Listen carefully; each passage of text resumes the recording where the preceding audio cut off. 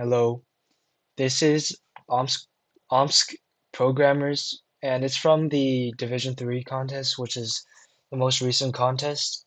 And basically, this question, you're given three integers a, b, and x, and you can do any operations you want to do a series of operations between a and b. And the operations you can do is you can choose a or b, and you can add one to it, or you could choose one of them and divide x by the floor. So like you round down after you divide it. And your goal is to make these two numbers equal, and they want to know the minimum amount of operations it takes. So for example, for 7, wait, let's do an easier one. Let's do 7, yeah, let's do 7, 3, and 10. So what we can do is we can divide 7 by 10, which is 0, and 3 by 10, which is 0. And our answer is 2, which is correct.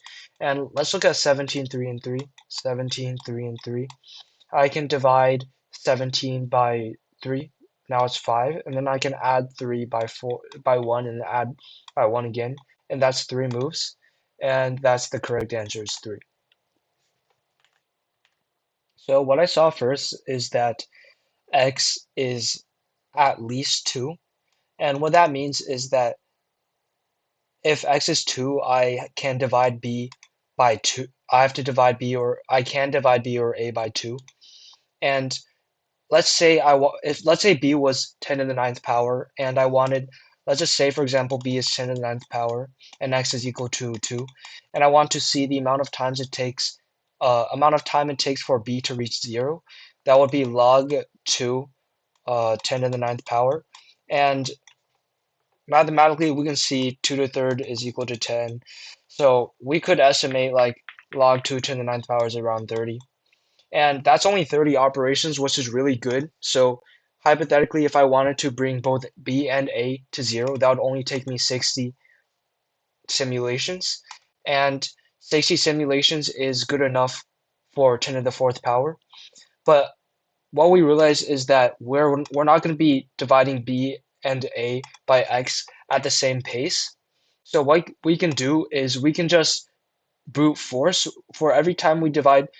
First, we look at b if we don't divide by x, and we look at the amount of time it would take for a to reach b by adding 1, or b to reach a by adding 1, and then we keep on repeating this, and then we do b divided by x next, and then we try the same thing. We see how long it takes a to reach b divided by x, or b divided by x reaches a, and then we just keep on doing this until until b reaches 0, and then we repeat the entire thing again, but instead we divide a by x. So for example, let's pick something like 10, wait, no, 4, 7, and 2.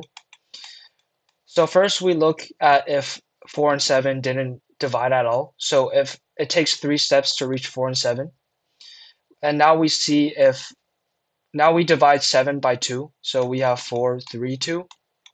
And now we see it takes one step for 3 to reach 4, but we divided, which counts as a step, so that's 2.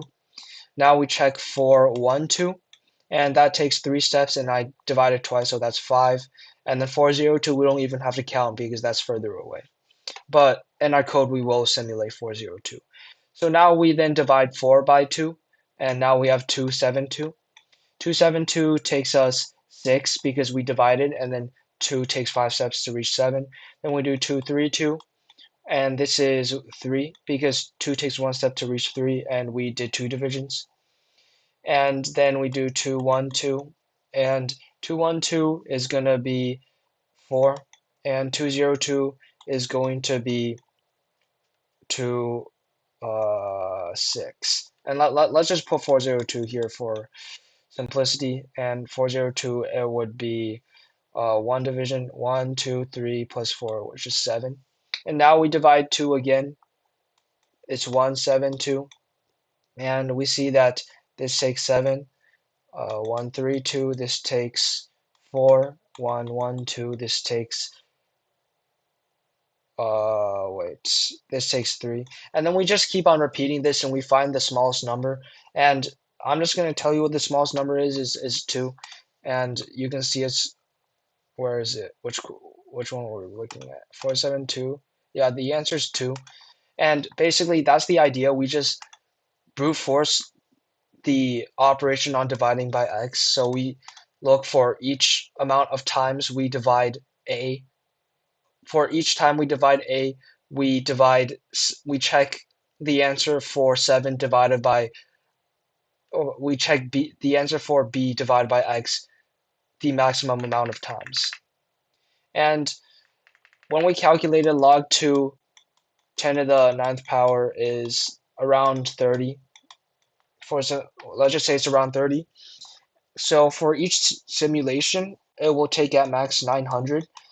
If that's saying if a is not 10 to the ninth power and b is 10 to the ninth power and x is 2, which are the maximum and minimum values possible, and this will only take 900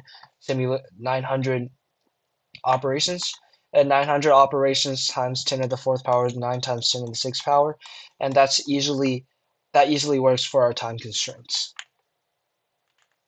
So now let's look at the code. I insert A, B, and X. I keep the answer as big as possible because I'm going to keep on doing minimums. And here I'm just looking at the minimum. I'm looking at the answer if I didn't do anything. So yeah, it's just the absolute value between the two. And here I'm looking at if if A wasn't divided, and I'm just looking at the cases where B is being divided by X, but A isn't. And then now here I'm doing where I'm looking at where A is being divided by X, and then for each time A is being divided by X, I do the same thing I did here, where I'm looking at all of the times B can be divided by X, and then after that I'm printing out the answer. And as you can see, the answer works here. It might be a little bit messy. There's most definitely a better way I could have implemented this, but I was doing this during a contest, so I really didn't have time to like try to make it look pretty.